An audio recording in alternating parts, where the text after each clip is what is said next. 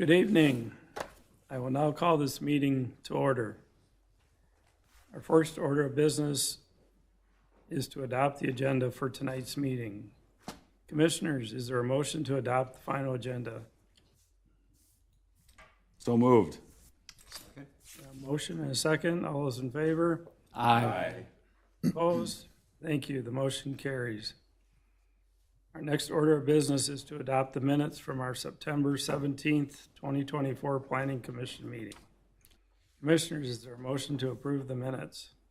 I've moved to accept the minutes from the September 17th, 2024 Planning Commission meeting. A motion, can I get a second? Second. A motion and a second. All those in favor? Aye. Opposed? Thank you. The motion carries. We'll now move on to our discussion items. Our only item for discussion tonight is item 3.1, a sketch plat for the Kuchemeister residential development. A sketch plat review is the initial stage of the review the Planning Commission reviews and considers regarding development process proposals. There are no formal actions or recommendations taken by the Planning Commission at the time of sketch plat review. The sketch plat review process is intended for the applicant to receive initial feedback from the Planning Commission and City Council of any necessary preliminary plat or rezoning applications. I will now turn it over to City Planner Brian McCain for staff presentation. Thank you, Chair and Commissioners. Tonight we have a request for sketch plat from the Pulte Group for the Kuchemeister property for residential development. As you're all aware, the sketch plat process is just to get initial feedback from the Planning Commission and City Council on any potential development. So no approvals or actions will be taken this evening. You're simply here to provide guidance to assist the applicant with any subsequent applications. An extra note here is during the sketch plat process, it's always important to inform the applicant of any specific comments or concerns that you have with a proposed development. So the location and area, it's a single parcel, approximately 82.5 acres in size. It's located north of County Road 10, Angler Boulevard. It's west of the West Creek Village residential development that you reviewed back in August. It's also south of the Marsh Lake Hunting Club. They're proposing 163 single-family homes and 80 townhomes for development on this property. The existing conditions, it's generally flat, vacant farmland with some existing homes and structures. There are some wetlands present on the north side of the site with a portion of West Chaska Creek and a few areas located in the map on the right in the colored portions. There are also some overhead power lines on the south side of the property. It also does not have direct access to County Road 10, Angler Boulevard. The property owners currently utilize a shared driveway with the abutting property to the south. So I'll go through the three types of uses that are proposed for this property. The first one being 80-foot wide single-family lots. They're proposing 52 of these types of units on the north end of the proposed development. These parcels are highlighted in red. A portion of those do lie within the Shoreland Overlay District, shown in the light blue line shown here. So anything within that has additional requirements for our Shoreland District.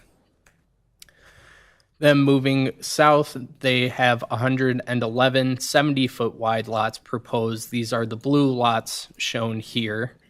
And then even further south of that, they have the 80 townhomes shown on a single private street with the two adjoining streets going down towards Highway 10 to connect in between.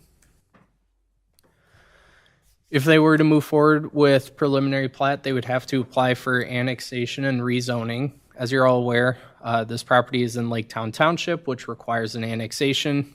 When an annexation occurs, it's automatically established in agricultural zoning.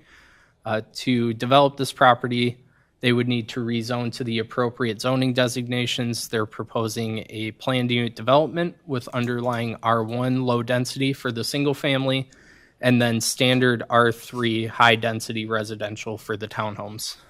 I just have a note here that rezonings are discretionary. You're all aware. If there is a proposal in front of you, you have to accept the project to accept a rezoning. Looking at their specific deviations that they're requesting for the R1 district, I've highlighted them in green. So they're requesting a reduction from 12,000 square feet down to 9,100 square feet for the minimum lot area, and asking for that lot width reduction from 80 feet to 70 feet, and then also setback reductions for the front and rear yards from 30 feet to 25 feet. And then based on staff's review, it seems that they're meeting all the townhome standards, so a standard R3 would be appropriate in this situation. Looking at our comprehensive plan, the property is guided for a blend of low-density residential, that's the area shown in yellow, medium-density residential, shown in orange, and open space with the pockets of green that you see. A comprehensive plan amendment would be required to align these densities with those land uses. So for example, the townhomes have to be within that orange medium density area, and the single family homes have to be in the yellow.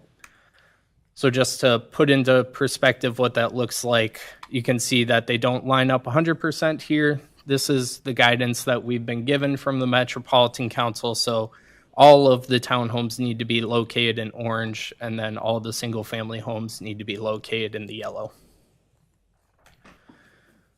Looking at our comprehensive plan, they would need an additional amendment. This property is currently guided in our 2031 to 2040 range for development.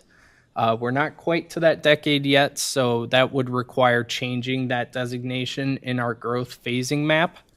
What this means is that we have to reevaluate our utility projections, our household projections, population, several portions of our comp plan related to this request.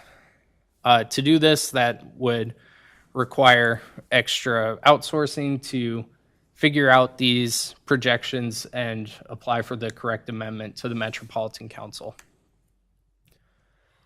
And that presents an even bigger question for the Planning Commission and City Council as we begin to see development moving westward, not even just here, but we have been getting interest from other property owners in adjacent parcels in this area. So the question for the Planning Commission and City Council to contemplate is if there's any interest moving further west if we were to look at this area specifically for that comp plan amendment. And then another portion of note, our comprehensive plan does show a local neighborhood collector road running through the center of the property here. Based on the sketch plat that was provided, they pushed it to the adjacent property to the west, which could result in some double frontage lots. I'll show you on the next screen here, but we have to start thinking about not just utility and population projection changes, but our road network for this area and how that will develop with further development expanding westward. So here's the proposed road realignment that we're talking about. We could anticipate other residential lots being located on the other side of the street here, and this collector road results in these double fronted lots who have the local interior collector road and just the interior local road and the collector road on their back. Moving on to the architecture, these are some examples of the 70-foot wide lots that were included with the packet. They also did provide examples of the 80-foot wide lots and what those homes would look like, and some renderings of the townhomes. Looking at their parking, they would be required for single family to have 2 enclosed spaces per unit, and townhomes would need essentially 1.5 spaces enclosed per unit. They aren't showing any guest parking. We don't require any guest parking per our parking code, but that is just a consideration for the townhomes that are on the single private street if some guest parking should be installed for guests for those townhome users. And then looking at landscaping and tree preservation, all of these were included with the packet. They're pretty standard based on our R1 and R3 requirements. They will need to have boulevard trees and meet the minimum number of plantings, as well as including foundation plantings along the townhomes. Something of note here, buffers. There will be a required buffer between the R1 and R3 uses, so between the single family and the townhomes towards the south side of the site. But another buffer should also be considered to separate the townhomes and the adjacent property to the south, the single parcel there, which would have townhomes on its back. So another consideration there if we want to incorporate another buffer to separate those townhomes from that existing property. And then open space, we have a minimum 50% for the single family portion and a minimum 25% for townhomes. And then if they're proposing any tree removal with this proposed development, they can't exceed 20% without having to do some sort of mitigation with additional trees or cash in lieu of trees. Looking at the shoreline district that I mentioned, this is the area that incorporates it within the site. It affects maybe 10 to 12 lots in the area. Townhomes are outside of that area, so a tier analysis is not required for this proposal. The single family homes within this area do have to meet our 25% impervious maximum, the minimum 50% open space, and a minimum 75-foot lot width. Looking at our park dedication and pedestrian connections, in total, the development would have to obligate about 9.75 acres for parkland dedication, or just over $1 million, or some sort of blend of cash and land. With this proposal that's in front of you this evening, they don't have any parks. We weren't able to see any trails or sidewalks shown. No other amenities or community gathering areas were included with the sketch plat. And that's just worth noting from our Parks and Recreation Committee meeting on September 16th.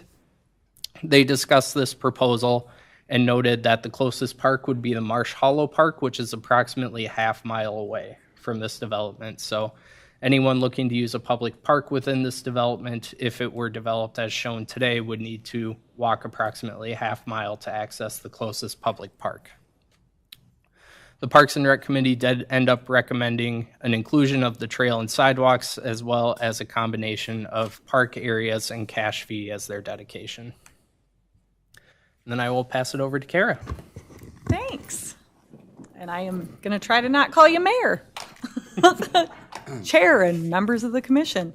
Brian did touch on a couple of street elements related to the project, but I do want to note that the sketch plat as shown does include the very important extension of Creekside Lane.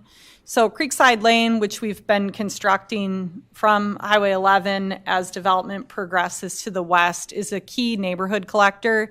As such, there are no driveways shown accessing directly onto the collector.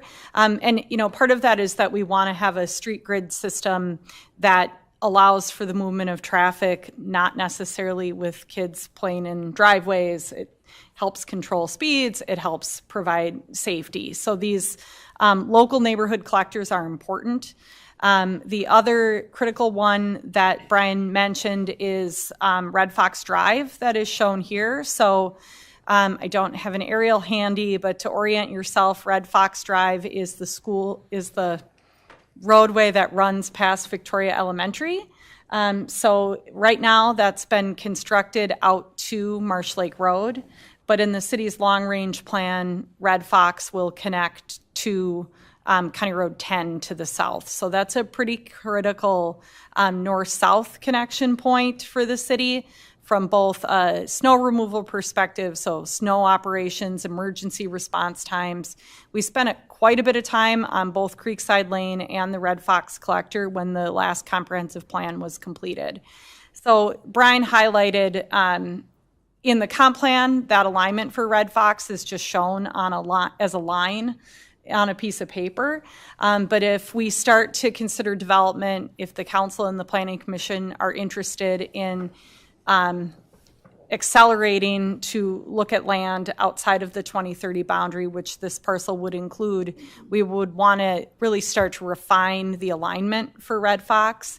It needs to cross a creek, so we need to make sure that it crosses in a logical space. Ultimately, to the north, that road will run through the Hunt Club. So, you know, from what we know, the Hunt Club is not talking about selling their land for development anytime soon, but in 30 years they might, and we need to have the roadway connections in place to serve the community in the long term. Outside of that, you're seeing traditional, typical local streets that we typically see on our projects, but they are showing a private street for the townhome areas. We would envision that request to be similar to what was approved in the, what is now named Victoria Ridge development, the one just south of the railroad tracks with the private streets and the townhomes. And then, of course, if we look to further the process of amending the comp plan, working with the county on what these access locations are and the timing of them relative to the adopted corridor study for County Road 10. So kind of a lot going on this one in an area where oftentimes we maybe don't talk about internal roads as much with the Planning Commission and City Council, but highlight those here today. So the access to Highway 10, what you're also seeing with this red line that they have running through their sketch plat is County Road 10 is planned to be realigned in the adopted corridor study. Sorry about that. So they are recognizing that, and that would be something that we would need to continue to work through with the county as development would start to proceed in this area.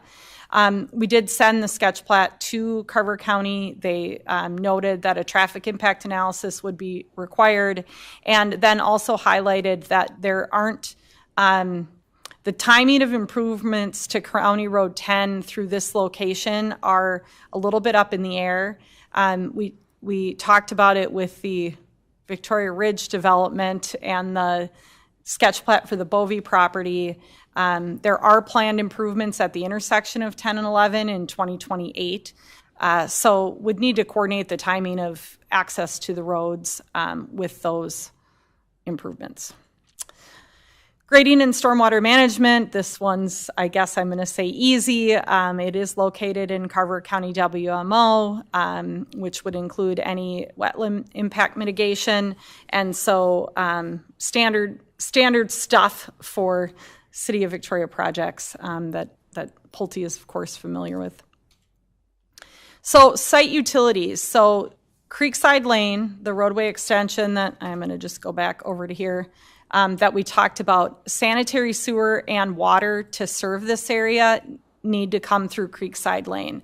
So just to highlight it, for this development to occur, the parcel to the east of here, the West Creek Village project that the Planning Commission and City Council previously reviewed a sketch plat for by Lennar, that project has to happen in order for this property to develop, unless this developer would obtain easement rights through the adjacent landowner and go get the sewer and water in the Marsh Hollow development and go get the road in the Marsh Hollow development and extend it out to here.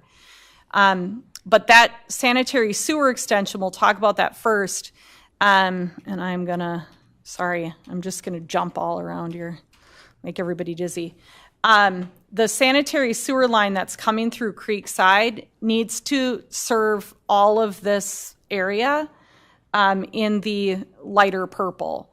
So when we talk about doing a comp plan amendment, one of the tasks that my team would be tasked with is really making sure that we have the set elevations and set routing for that trunk sewer line through Creekside Lane. We've only evaluated it on a kind of a 10,000 foot level. So as development starts to get closer, that's something we'll want to take a closer look at as a project would move forward. We're currently in the process of doing that work in the south growth area, once the Bovee property came in. But that is located within our 2030 boundary. So, we automatically start working on that when development comes in that meets your comp plan. Water, so trunk water is also coming through Creekside Lane. This is where you keep seeing the references in the sketch plats in this area to well number 6. So well number 6 is under construction in the Marsh Hollow development. We are edging every bit closer to startup of that well. The parts that have been miraculously needing to be waited for months have arrived. So we are getting closer to be able to actually use that well. But the second piece of that is we have to amend our permit with the DNR in order to be able to pump that well. One of the things they look at when we're doing that comp plan amendment is what our water supply plan looks like in our comprehensive plan. So if we're going to start entertaining development outside of the 2030 boundary, that would be something we would need to look at as part of a comp plan amendment. So, historically, the Planning Commission recently has been involved in some comp plan amendments that have been relatively simple. Brian's written some text, worked with the Met Council, and been able to administer them. The work we're talking about here is not difficult. It's just additional steps that the city is going to need to take if we're going to start to entertain development outside of the 2030 boundary. There's just a cost associated with doing some of that work. So as the Planning Commission and the City Council starts to think about moving in that direction, we just want to make sure that everyone's aware that there's some work associated with that. The other thing, as part of the water system, so the area along Creekside Lane is part of our future search area for water treatment plant number 2. In the comprehensive plan and based on current population projections, water treatment plant 2 is targeted as being needed in 2030. So essentially what that's saying is that, the existing capacity that we have in the existing water treatment plant is used up. We need another one to provide treated water, and that water is treated for iron and manganese removal. So it's not a health safety thing, it's a water quality thing. Back before we had the water treatment plant, we had water that people would describe as being orange in color, and that's coming from the iron and manganese that is in the groundwater that supplies this area. So we really, if we're going to start to expand development to the west, we really do as a community need to figure out precisely where we want to put water treatment plant 2 and work with the landowners and developers to secure the land rights in order to be able to construct that when the time comes. The timing of that is something that we would be taking a look at as part of expanding outside of the current 2030 population projection if we're going to start to move growth into that boundary. Whole lot of technical information there that I went through relatively quickly. The intent of it is really to just provide information to you all as you start to look at these things. So Brian did ask me here tonight to do that little bit of a deeper dive. I'm not leaving if you have questions, but I will turn it back to Brian. Thanks. So just to highlight a summary of the deviations that we're seeing with this development, there's the reduction in the R1 standards that I noted earlier with the lot area, lot width, and the front and rear setbacks. Also the portions that our Parks and Rec Committee commented on regarding the sidewalks and trails, the parks, private amenities or community gathering spaces, and then also the landscape buffers and the guest parking. So with that, I have some discussion points to guide the discussion this evening. As I mentioned at the beginning, no action is required with the sketch plat. Kara and I can answer any questions you may have for staff, and we have some representatives of the application in the audience this evening. Thank you, Brian and Kara. Does the applicant wish to speak on this? Mr. Chair, members of the commission, my name is Dean Lauder. I work for Pulte Homes here in Minnesota. Our address is 1650 West 82nd Street, Bloomington, Minnesota. I appreciate the opportunity to appear before you tonight. I'll just make a few brief comments about our site planning with the Kuchemeister property, and then of course I'll stand for any questions that you might have. Also, maybe if I could take a second, I'd just like to introduce my small entourage that's with me here also. Haley Daly works with me in land planning and entitlement. I'm the director, she's a manager. With us also is Kevin Campbell, our VP of land acquisition, and of course Nathan, how do I say your last name? Heisick. Nathan's new to the team. That's why I'm still learning how to pronounce his last name, but he's also in acquisitions for our team. So a couple thoughts.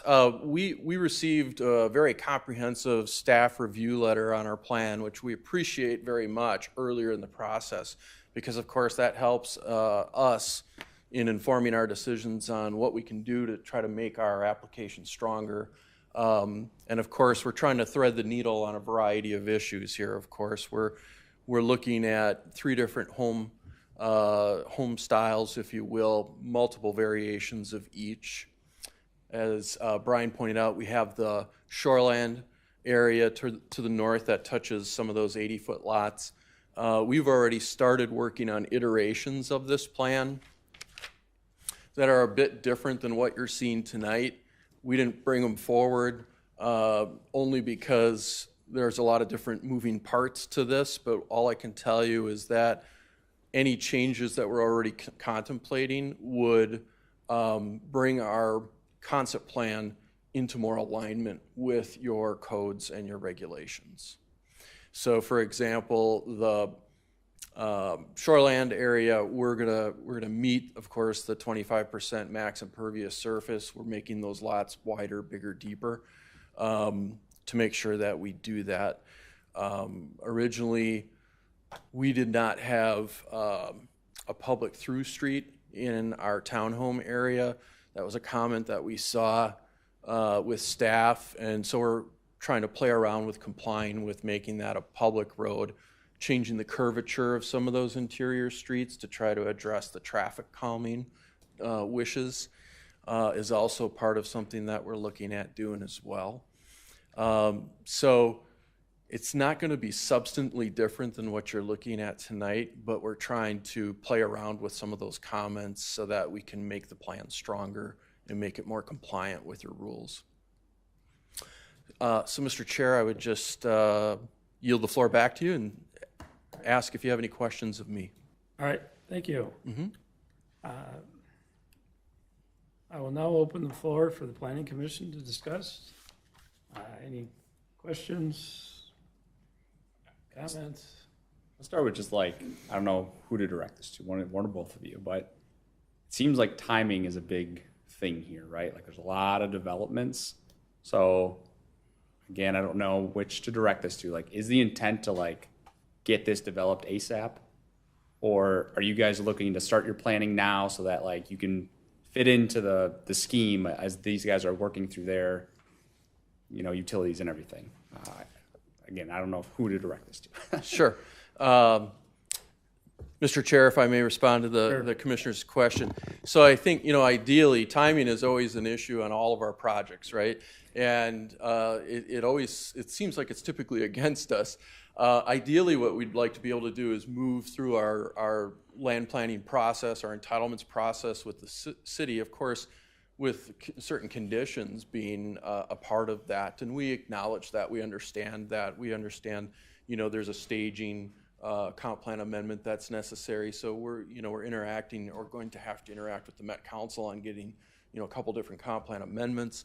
As stated by Kara, you know, there's some work that's got to be done on looking at road alignments for the collectors and studying the utilities. So we want to be a part of that, and hopefully can work kind of through that concurrently to the best of our ability. But we can't we can't develop, of course, without water and sewer and road access is approved and things of that nature. So there are a lot of moving parts, and we acknowledge that. So if I can summarize, ideally, if all those things fell in place, tomorrow you'd go, right? I mean, that's not realistic, but you guys would like to move quicker than the 20, I think that's slated for 2031 is what I'm understanding. So like your hope is to go quicker than 2031. That's correct. Okay, thanks. Dean, this feels concern, quite honestly, is the reduction in the R1 standards for all the lots. You've got 163 single-family homes in there, and it seems like every one of those lots you want to make smaller than what the standards are. And also noticing that there are no public spaces, parks, et cetera, community areas. That's the problem that I have. Sure. Mr. Chair, part of our other iterations to try to make the application stronger is to address one of the comments which had to do with some parks space or some open space, and we would look at trying to do that in 2 different locations. One would be located closer to the townhomes, and one would be more in the northern part of the project site for the single-family homes to enjoy. To the lot sizes, we do have a section of 80-foot lots at the north. The lots that are kind of that aqua color in the middle, those are slightly narrower lots. They're still 70-foot lots. Those are still in this market considered a very wide lot. There are a variety of reasons to try to offer different size lots because it does help us create a different price point penetration with the different homes we're offering. 82 acres is a large site. We need to be able to create some differential in what we're offering. Seems to me, though, that you got 163 homes and 80 townhomes. That's quite a lot of residential area compacted in, 82 acres? I know it seems like an awful lot of building in there. For some reason, I foresee Victoria a little bit more wide open than, in my opinion, the crowding that this would represent. My only thought or contemplation I'd offer for consideration, Mr. Chair, is overall the plan is close to 3 units an acre, which generally speaking is compliant with current Met Council planning. Thank you. So this feels a little bit like changing the tire on a bus while it's rolling down the freeway, and it's hard to ask meaningful questions when so much is still in the thinking and planning stage. Are you considering a reduction in the total number of lots to follow on Al's question, or are you still with 163 homes and 88 townhomes? Yeah, Mr. Chair, to the Commissioner's question, depending on what we're all able to address in our other iterations of our plan, we rarely yield more lots, we usually yield less. And just by trying to, for example, like with the townhouse, the main road that's going through the townhouse, first of all, it creates some curvation to that or some traffic calming to that to make it a 60-foot right-of-way with a 28-foot wide road. So it's a public road, it meets public standards. That results in reduction of lots. Right, right. So just kind of in the natural or organic process of kind of refining the plan, that probably will happen, although, not, maybe not to the same extent some people would like. The consulting planner made a recommendation to perhaps consider a road between the single-family homes and the townhomes. Yes, sir. Is that in place still, or are you still thinking you might need a buffer there? Mr. Commissioner, to the Commissioner's question, we would definitely we'd probably put a road buffer between the single family and the townhomes. And also, we're looking at where predominantly the aqua colored lots back up to the proposed Lennar development to the east. We would create greater buffering in there so that we're complying with the city's desires. Okay. And the obvious question is sidewalks and trail connections. Is there any further thought on that? I mean, for me, those are not negotiable. You got to have those in Victoria. Of course. Mr. Chair, to the commissioner's question, we would be, yeah, we didn't provide quite the detail there yet. But for example, like in the townhomes, as we started to play with that configuration again, we would probably have a combination of some private trails in the townhome area that are maintained by the HOA. But since the street is going to be a public street or would be a public street, those would probably be public sidewalks that would also be in there. So there would be quite a saturation, if you will, of walkability in there. And then, of course, we'd be bringing the trail through that's already proposed on Creekside. And then there would be other sidewalks throughout the development. Good. And what is the latest thinking on parkland in this area? Is there any thought about adding some amenities, park areas, playgrounds, anything like that? Yeah, we're contemplating 2 different kind of open space areas. We don't know exactly what that programming looks like. That'll probably get ferreted out more with conversations with staff and as we meet with council and talk with them and hear what their thoughts are. We'd have an open space program down by the townhomes, perhaps a tot lot or something like that, easily accessible by the sidewalks or trails. And then we would also, we're contemplating in one of our concepts of having another open space kind of up by Creekside as that passes through the single family homes there. We just probably don't want it right next to Creekside, you know, where that future collector will come through, but we're still kind of playing around with that a little bit. But yeah, we are contemplating that, and what we don't hit with the required acreage, of course, we make up with the park dedication fee. And one last question for you. Sure. Guest parking for the townhome areas, it looks pretty tight, and especially if that turns out to be a private road, is there any thought to adding guest parking to that area? Yeah, we would take a look at that. We Yeah. tend to want to have guest parking in our townhomes. Yeah. So that's just a finer detail we haven't quite gotten to yet, but we would look at that. Great, thanks. What discussions have you had with the landowner to the south? Our acquisitions team has been in contact with the landowner to the south, and so we're engaged with that landowner right now. Landowner south in Chaska, however. No, that's still Victoria. That's still, Victoria, okay. Yeah, Yeah. Lake Downtown. There's actually two It's- parcels. There's actually 2 parcels down there. There's a small parcel to the east. the one there's Biggest one one. directly south of Sliver, yeah. Kuchemeister, and that's one property owned by one seller. Yeah. Yep, and then there's a smaller one to the Right. east of that property, and then a larger one, Pearson property to the west.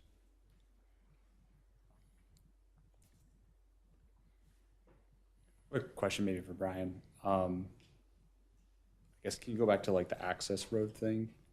Like, is this even possible to do if that stuff to the east is not done yet? Like, are we able to develop with only a one-way in, one-way out with this volume? Chair and Commissioner Croth, yes, that's correct. Until this property develops, we wouldn't have this second access point unless the developer was able to negotiate access with this property owner. Or the property to the east is developed, correct? So Correct. So then can we even can these guys even develop with only one access point with that much volume? Like it's fire and snow and everything, like is that okay? Chair and Commissioners, I think Kara touched on that a little bit as well, but no, until that property to the east develops, they aren't able to have utilities to the site, which is the biggest thing from that extension of Creekside Lane. And then, yes, the part of Carver County's comments is that they would require a traffic impact analysis for that single entrance. Gotcha. Okay, thanks. I missed that part. I don't see any stormwater holding bonds. Is that not required in this area? Chair and Commissioners, they do have a few points of stormwater areas. They just aren't shaded to directly state that they're stormwater, but these pockets of blue highlighted areas throughout the development, I believe, are their proposed stormwater basins.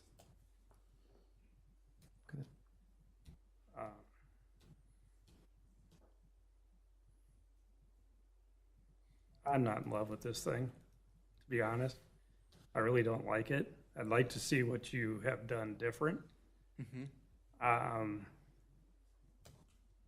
And I mean, with the pathways, with the shoreline ordinances, I mean, you're taking a 70-foot lot, you're putting 10-foot side yard setbacks. That means you got 50 foot of buildable house. I don't quite understand how you're going to get the square footage in there that you're saying you're getting, but that's, you're building them.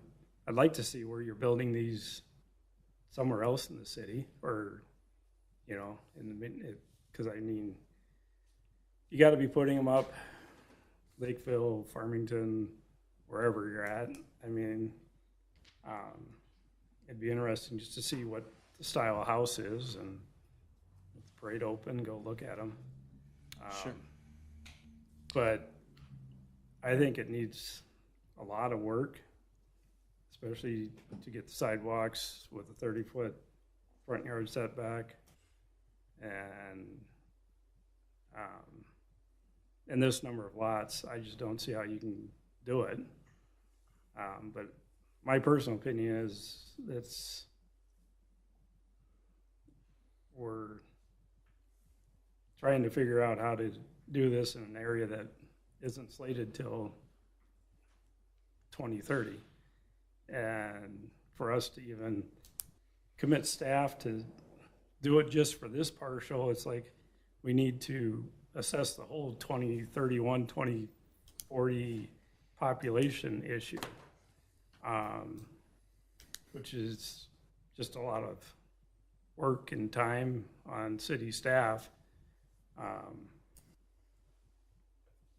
that we're not, I don't know, that's up to them if they, I don't think they have time to deal with that. But I mean, I'm glad that there's something moving here. I'm glad that you got the acquisition or are trying to put something there, but I don't know, it's just one of those feelings you get that you just, something doesn't seem right, or it's way too early, and if you got a different rendition, I would love to see it. Yeah, Mr. Chair, if I may. You know, we could certainly forward an email to staff with the locations of where we're building our homes. So if you wanted to go through a model or something like that, certainly. I might just add too, like, just opinion aside, like the comp plan and the amount of work that goes into a comp plan, the different restrictions that we have for zoning. I think making exceptions for zoning and changing things from the comp plan is less ideal for us if it doesn't do something for the development that we think is good long-term for Victoria. So, not my opinion, just kind of at the outset, the rules that the team has put forward over a long development timeline to put development in the future. So I don't want to put it on an opinion, but I think it's fair to put it on a long-term document for the city. Well, both fair points. I have a question for Kara. Budget impact. If we're going to accelerate water treatment plant number 2, which wasn't slated for until 2030, what does that mean in terms of budget impact, timing, site location, resources that have to be dedicated to that? Sure, Chair, Commissioners. Again, I didn't say mayor. I was very excited. We revisit the timing of that with the finance director annually with the long-term financial plan, because these things, when we do the comp plan, are projections, so we're constantly having to kind of review where we are with our water use. Of course, it's been a challenge with, prior to this year, drought conditions, accelerating the amount of water folks are using to water lawns, and placing a bigger demand on our system. So, certainly we end up refining that as we go through these processes. The other thing that would be something that we'd start to take another look at, is what our fees are as we start to build into this area related to sewer and water connection fees, and when we need to build that in. So, the finance department has a model. We revisit it annually. It's certainly something we'll continue to revisit regardless of development. What you're seeing is you're starting to run out of available land that's for sale for development within the current city limits. So, if Brian flipped back to the areas that we have vacant land within the 2030 boundary, nothing's happening on that land because the landowners aren't interested in selling right now. So we're not fully built out in those areas. So from a broader perspective, we have some capacity in the system because those areas within the 2030 haven't fully developed. So it becomes sort of more about location and making sure that the infrastructure is ready within the location that it's needed. But then we have to factor in the overall population increase within the rest of within the 2030 boundary, where an example of that would be the Schmieg farm, that we ended up hopping around to get to the South Growth area. That landowner has said they don't plan to develop anytime soon. Now, they certainly, if they wanted to, they're within the comp plan and utilities are extended to it. We would accept their application if they submitted one. But so that was a very long answer that hopefully was helpful. Yeah, it goes to the broader question of, does it make sense to accelerate development in this area by 6 years earliest? And it's a multivariable equation. So. Could the fees associated with moving up the redevelopment of the area be ultimately paid by the developer? Yeah, typically we'll look at our connection fees based on what the projected needs are for development. Some cities will do a particular area charge in a particular area. That's not something the city has chose. That's not a path the city has gone down before. But we do periodically review those fees against the projections for the sewer and water infrastructure to make sure that, the goal is that growth's paying for growth. Before we finish off water, might I add a couple things? I've always thought the land part might be the easiest, just being with all the access to Laketown Township and just finding somebody to purchase it. So that didn't scare me. Do we have any idea how much it costs to build a new water treatment plant? And are we going to need a new water tower to go along with that? So the capital improvement plan includes a water tower in 25 or 26. I can't recall off the top of my head which year it's in there. So that's already in the plan. And the treatment plant is in there for 2030, and it's 20 million maybe.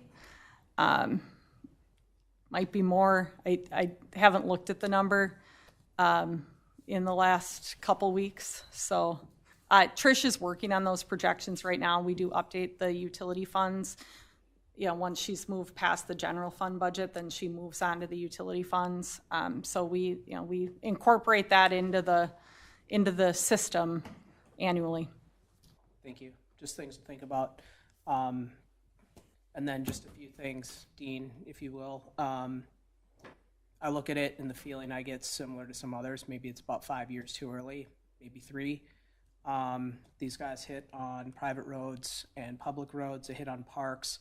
I think there's a possible opportunity to work with something up for a park within the Chaska Creek area there, but I'm not totally sure what you're able to do within the CCMO rules. Trails and sidewalk connections are a top 5 concern for our citizens and something that has to be addressed. I know you're addressing it, but to move forward, again, this is to help you out. That's something that we'll need to do. Closest park being a half mile away, we're gonna have to have a easy connection to get there or plans for something else on top of that. I think guest parking is absolutely something that has to be done. One other thing for you, I think that was it, but yeah, I don't know, gut feeling, it feels a little soon, but might help us to get moving along. Mr. Chair, may I offer a comment? Sure. Yeah, I hear all those comments, so thank you for those. Those are salient comments. We would try to address all of them in kind of any other plans that would come forward. A lot of times, when you're looking at an application, you're kind of thinking, next month these houses are going to start building, and it's a much longer process. So when I hear that 2, 3, 4 year time frame, a project of this size is at least a 2-phase project, potentially 3.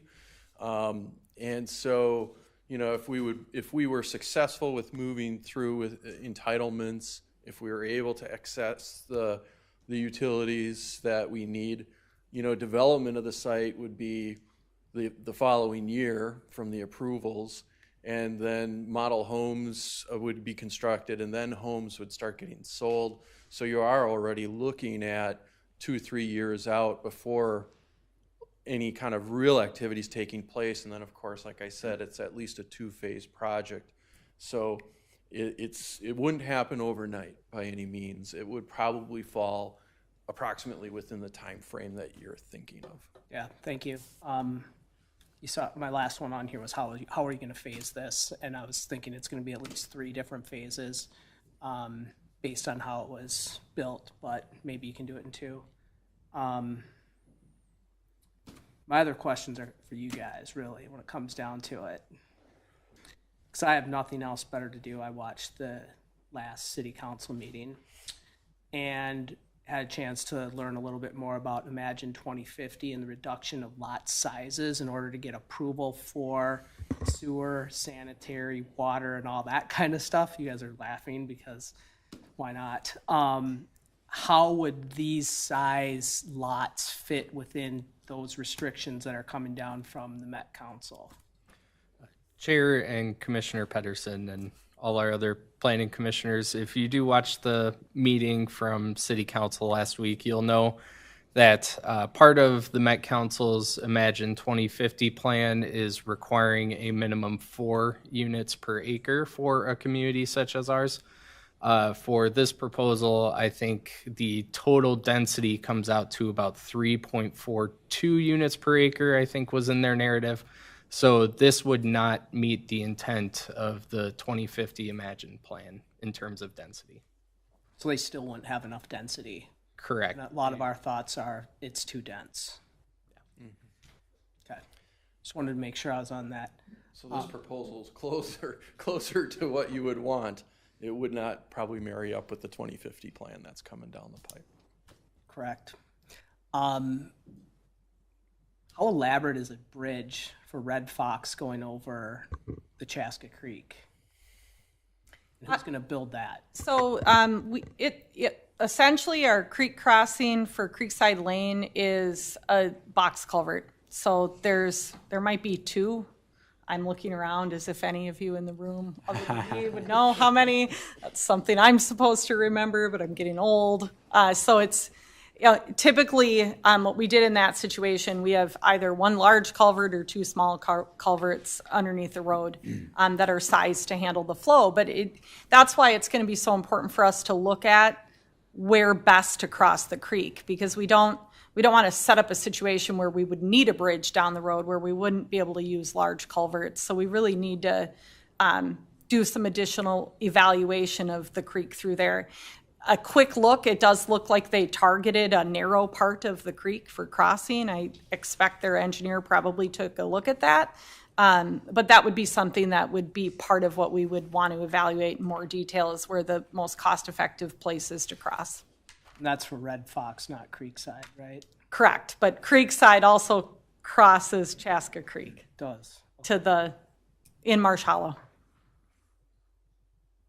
Gotcha, thank you.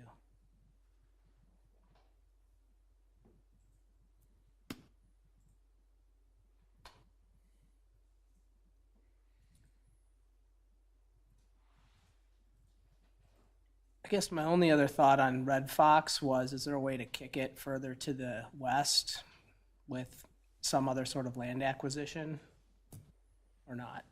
So you don't have double-sided yards or double street yards. What's a technical term for that? Double fronted? Double fronted. Yeah, that would be part of what we would look at, would be to see, really, we'd also be looking at the horizontal alignment to make sure that we're meeting what our standard horizontal curves are for a road like Red Fox. You know, they took a crack at it, but we would take a look at it in the context of all of the above, and we might conclude that it should be further to the west. Okay. I think that's it from me. Thank you. Appreciate it.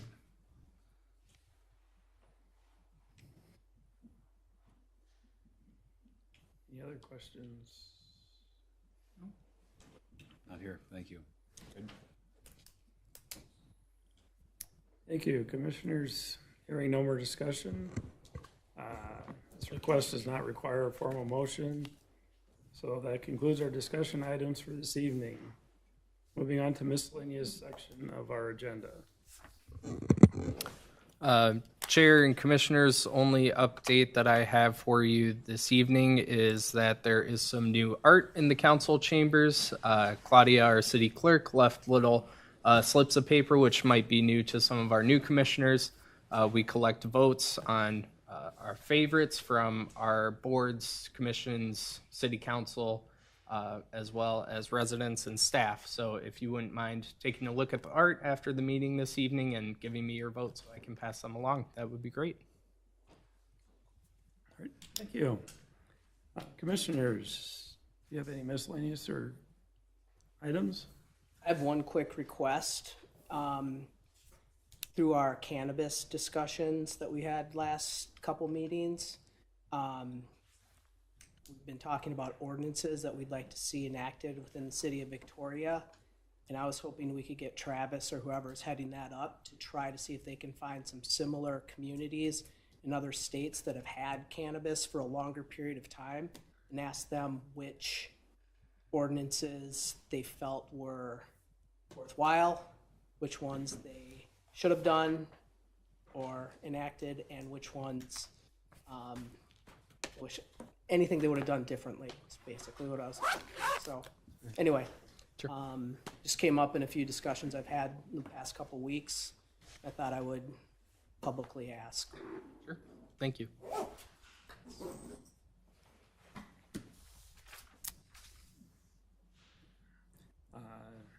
Hearing no more items for this evening, could I get a motion to adjourn? So moved. Second. A motion and a second. All those in favor? Aye. Opposed? Thank you. The motion carries. We are adjourned.